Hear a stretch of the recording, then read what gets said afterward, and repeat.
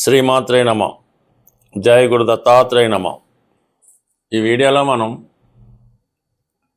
సింహరాశి వారికి జనవరి 25 నుంచి 31 మధ్యలో జరిగే వారఫలాలు పరిశీలించినప్పుడు సింహరాశి వారికి రాశి అందున్నటువంటి కేతుగ్రహ సంచారం వల్ల జాతకుడు నిస్వార్థంగా ఆలోచించడం జరుగుతూ ఉంటుంది. ఏదైనా ఒక పని ప్రారంభించినప్పుడు అది ఇతరులకి ఎంత లాభపడుతుంది అని ఆలోచిస్తాడు తప్ప తన స్వార్థం కోసం ఆలోచించడం అన్నది సర్వసాధారణంగా ఈ రాశిలో ఉన్నటువంటి కేతు వల్ల జరగదన్నమాట. అది బయట వారికి, మిగతా కుటుంబ సభ్యులకి జాతకుడు ఏంటి ఈ విధమైన నిర్ణయాలు తీసుకుంటున్నాడు అన్నటువంటి ఆశ్చర్యం కూడా కలుగుతూ ఉంటుంది. రాశిలో ఉన్నటువంటి కేతు ఏంటంటే, కేతువుకి ఈ హెడ్ అన్నది ఉండదన్నమాట. ఓన్లీ శరీర భాగం మాత్రమే ఉంటుంది కాబట్టి మరి తలతో ఆలోచించకుండా హృదయంతో ఆలోచించడం జరుగుతూ ఉంటుంది.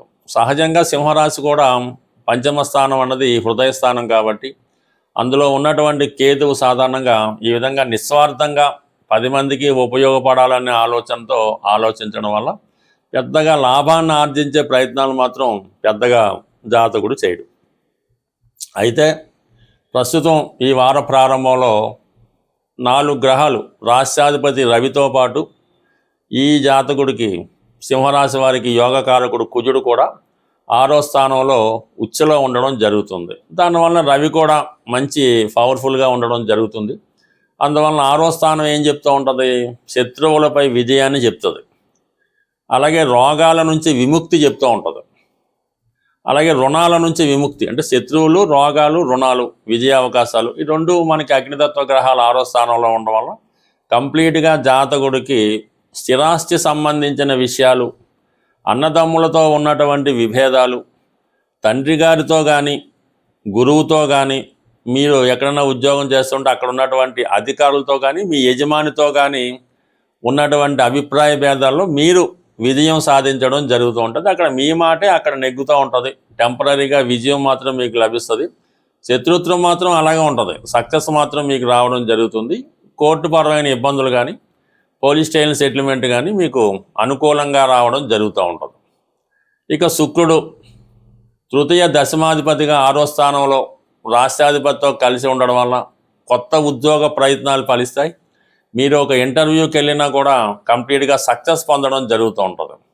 అయితే ఆర్థిక విషయాల్లో స్త్రీలతో విరోధం వచ్చే అవకాశం ఉంది. బాగా అధికారంతో ఉన్నటువంటి స్త్రీలతో కానీ, మీ భార్య లేదా మీ కుమార్తె లేదంటే మీ కోడలు, అంటే దగ్గరగా ఉన్నటువంటి రక్త సంబంధికులు ఉన్నటువంటి స్త్రీలతో విభేదాలు రావడం జరుగుతుంటుంది. అవతల వారు చాలా బలవంతులు, చాలా హోదా కలిగిన వారు అవడం వల్ల అది మీరు కూడా తగ్గకుండా ఇద్దరు పోటీ పడడం వల్ల చిన్న సమస్య అది పెద్దదిగా మారి 10 మంది చర్చించుకునేలాగా జరుగుతూ ఉంటుంది. అయితే ప్రస్తుతం మీకు జరుగుతున్నటువంటి అష్టమ శని కారణం వల్ల నిజాయితీ మీ వైపు ఉన్న, న్యాయం మీ వైపు ఉన్న కానీ టెంపరీగా మీరు మరి అది ఓడిపోవడం కానీ, మౌనం వహించడం కానీ, వారి యొక్క గెలుపుని మీరు అంగీకరించడం కానీ తప్పని పరిస్థితిలో ఉంటుంది. మీరు ఆ విధంగా చేస్తేనే బాగుంటుంది తప్ప పట్టుదలతో కూర్చోవడం వల్ల చివరికి అది మీకే నష్టం జరిగి బంధుత్వాన్ని శాశ్వతంగా వదులుకునే స్థితి కూడా రావడం జరుగుతుంది. కాబట్టి స్త్రీలతో ఎటువంటి విభేదాలు ఉన్నా అవి మీరు రాజీ మార్గంలోనే వెళ్ళటం మంచిది.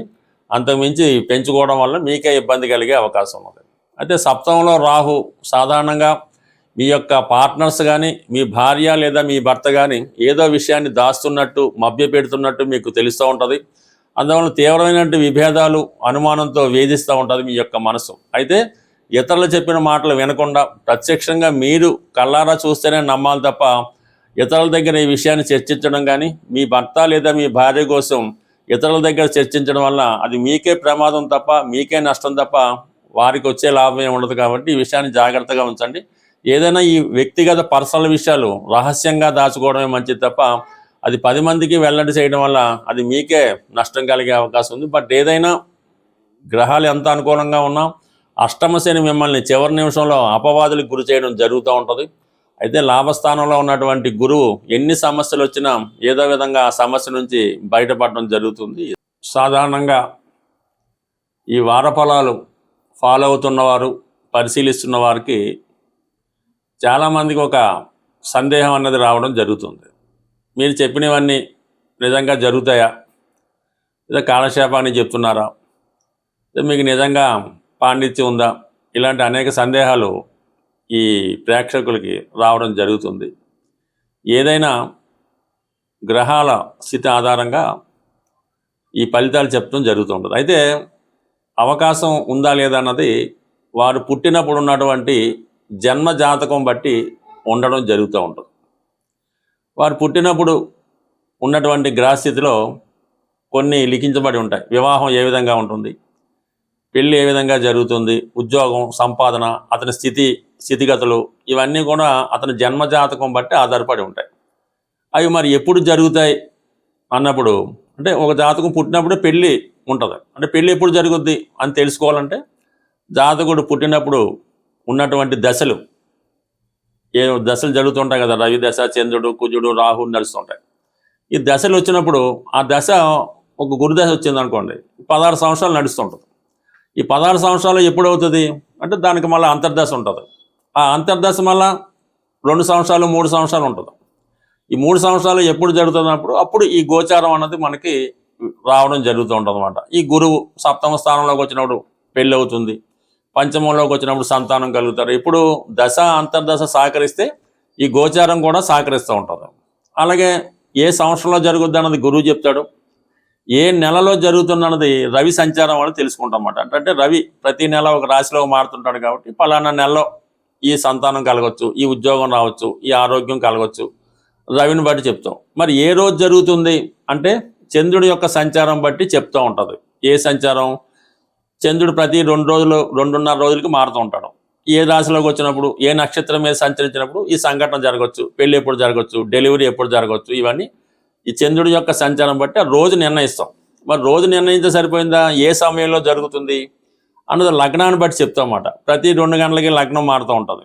ఏ లగ్నంలో జరగవచ్చు, లేదంటే ప్రతి గంటకి ఒక హోర మారుతూ ఉంటుంది. రవి హోరలోనా, శని హోరలోనా, గురు హోరలోనా, ఏ హోరలో జరగవచ్చు. ఇవన్నీ కూడా హోరను బట్టి లగ్నాన్ని బట్టి చెప్పడం జరుగుతుంటుంది. అంటే ఇంచుమించుగా ఒక శుక్రదశ 20 సంవత్సరాలు ఉంటుంది. దాంట్లో రవి అంతర్దశ అన్నది 1 సంవత్సరం ఉంటుంది. దాంట్లో గురువు, ఈ శని, ఇవన్నీ సూక్ష్మంగా వస్తూ చివరికి ఏ సమయంలో కూడా జరుగుద్ది అన్నది జాతకుడి యొక్క జన్మ వివరాలు కరెక్ట్గా ఉంటే తెలుసుకోవచ్చు. అయితే గోచారం అన్నది ఈ విధంగా సపోర్ట్ చేస్తుంది తప్ప జాతకుడికి ఆ విషయం లేదు. ఆ సంతాన యోగం అన్నది లేనే లేదు. 5వ స్థానంలో గురువు వస్తే ఏంటి, శని వస్తే ఏంటి, ఎవరు వస్తే ఏమిస్తారో జాతక చక్రంలో లేనిది. అలాగే ఉద్యోగం, జాతక చక్రం ఉద్యోగం ఉంటే ఉద్యోగం వస్తుంది, లేనిది అయితే రాదు. ఇవన్నీ కూడా కేవలం గోచారం అన్నది మీ జన్మ జాతకంలో ఉన్నవి ఎప్పుడు జరుగుతుందని చెప్పడానికి ఉపయోగపడతాయి. అవి ఉంటేనే మీకు జరుగుతాయి, లేనప్పుడు జరిగే అవకాశం అయితే లేదు. అవి ప్రాంతాల వారుగా మనం ఉన్న ప్రాంతాన్ని బట్టి, ఉదాహరణకు అమెరికాలో ఉన్న వాళ్ళకి రాహుదశ యోగిస్తుంటుంది, బ్రహ్మాండంగా అక్కడ బాగుంటుంది. మన ఇండియాలో భారతదేశంలో ఉన్న వాళ్ళకి, సాంప్రదాయంగా ఉన్న వాళ్ళకి గురుదశ బాగుంటుంది.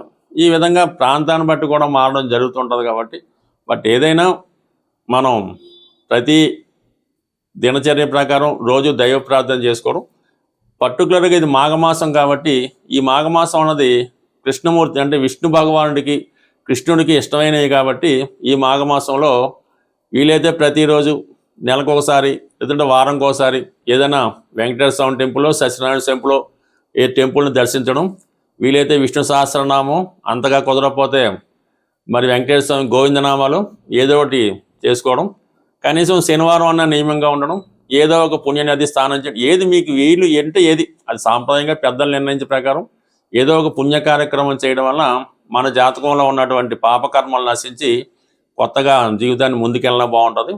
ఏదైనా ఒక పూర్వపుణ్యం కూడా మన జాతకంలోనే ఉంటుంది. గత జన్మలో వీడు ఏం చేసాడు అన్నది కూడా అందులో ఉంటుంది.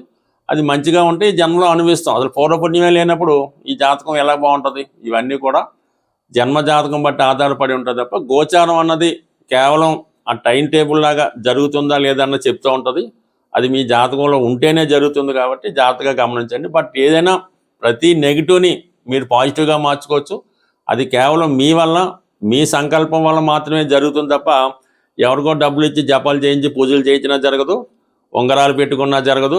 ఏం చేసినా కూడా మీ యొక్క వ్యక్తిగత ప్రయత్నం, కఠోరమైనటువంటి దీక్ష, శాస్త్రాల మీద అపారమైన నమ్మకం ఉన్నప్పుడు మాత్రమే మీరు ఎంత చెడు కర్మ మీ జాతకంలో ఉన్న దాన్ని మంచిగా మార్చుకోవచ్చు. ఈవెన్ ఆయుష్ కూడా మీరు మీ చర్యల ద్వారా పెంచుకోవచ్చు, అలాగే మీ చర్యల ద్వారా తగ్గించుకోవచ్చు. ఏదైనా అది మీ చేతుల్లోనే ఉంటుంది తప్ప మీ జీవితాన్ని ఎవరు కూడా మీరు ఎంత ధనం పోసినా కూడా మార్చలేరు. కేవలం దైవ బలంతో మాత్రమే మార్చుకోవడానికి అవకాశం ఉంటుంది.